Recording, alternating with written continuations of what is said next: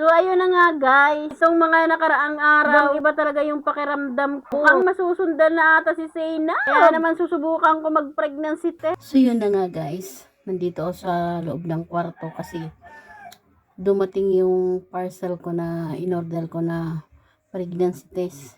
Kasi nga ilang buwan na rin ako hindi nagkakaroon. So nag-aalala din ako at saka syempre may edad na rin tayo, baka mamaya tumungtong tayo sa pag-umpisa ng pag-menopause. Kaya bumili ako ng pregnancy test para malaman ko kung pregnant ba o kailangan ko na magpa-check up sa OB or basta sa OB-GYN, ganun. Tapos kaya nagkaroon ako ng interest guys na bumili ng pregnancy test kasi nga nung isang araw pinulsuhan ko yung sarili. Nagulat ako dahil pinulsuhan ko yung sarili ko. Parang ang bilis ng pulso ko. Dalawa sabay dito sa ganto ko. At pinatingin ko kay Mang Ronnie. Sabi niya, oo, bakit daw sabay? So, dapat guys, hindi ako order.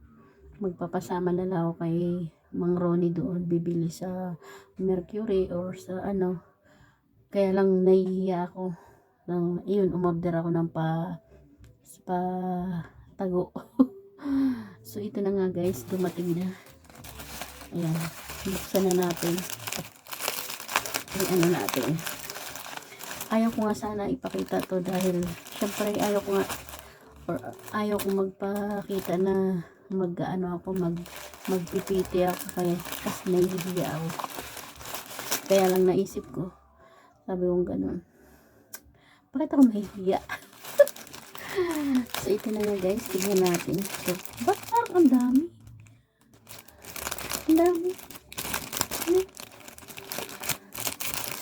Ang dami ngayon lang ako naka-order ng ganito na madami. Paano ba ito? Ang dami na guys.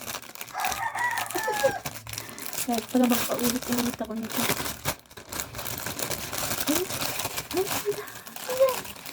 Akala ko isang piraso lang to.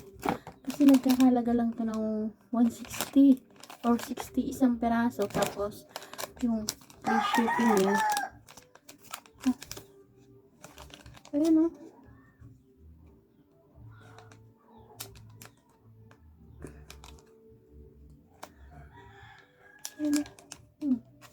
Dami.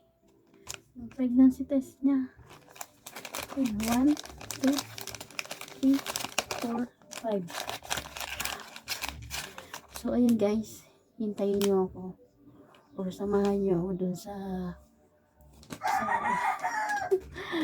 kaya pabulong lang yung salita ko ngayon kasi nga syempre nahihiya din ako, naririnig ako sa labas. Syempre kasi may edad na tayo tapos ano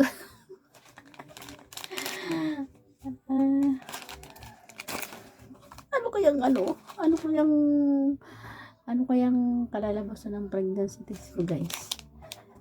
Tara guys, samahan nyo ako doon para makita nyo rin talaga na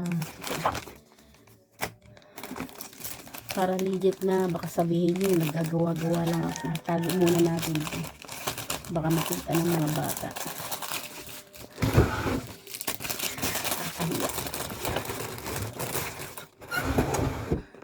Tara, punta tayo dun sa ating toilet. Dito na tayo. Kaya lang yung exhaust pa natin guys maingay. Yan. Tara guys, hihingi lang ako. Buksan muna natin ito. Yan, para makita natin kung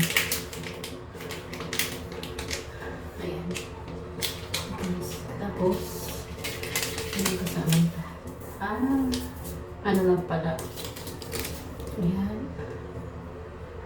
Diba?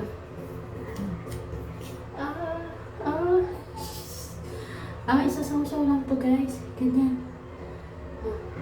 Ito yung pala. Ganyan. Ganyan. Diba? So, excited! Try natin guys sa sandali lang. So, ito na guys. May ano na to, may aking ihi.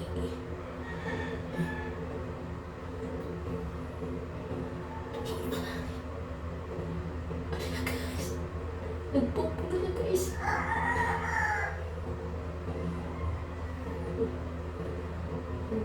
Hintayin lang natin guys na tumaas. Unti-unti tumataas guys.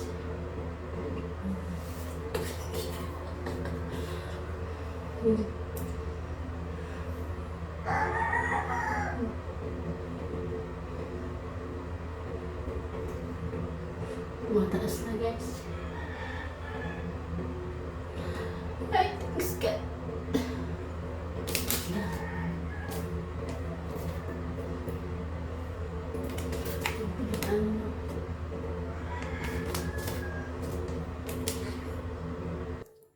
Hala guys! Corn!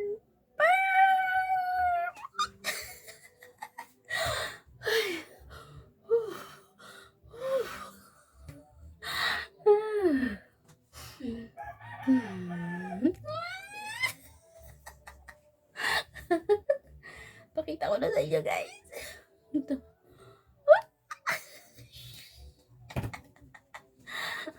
Or mamaya ko na lang ipapakita sa inyo. Ipapakita ko muna sa kanila. Or excited na rin kayo ipakita ko. Sige, ipapakita ko na agad. Nag-aalala talaga ako. Akala ko na paano na ako. So, ito na guys! Taran!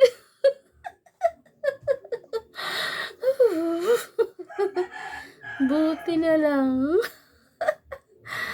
Pero kung mayroon din, mas okay, di ba?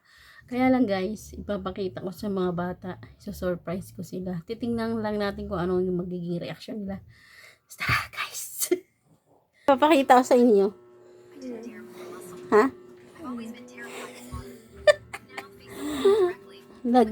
Nagpiti ako. Hindi sabi ko sa inyo parang iba yung pakiramdam ko. Oh.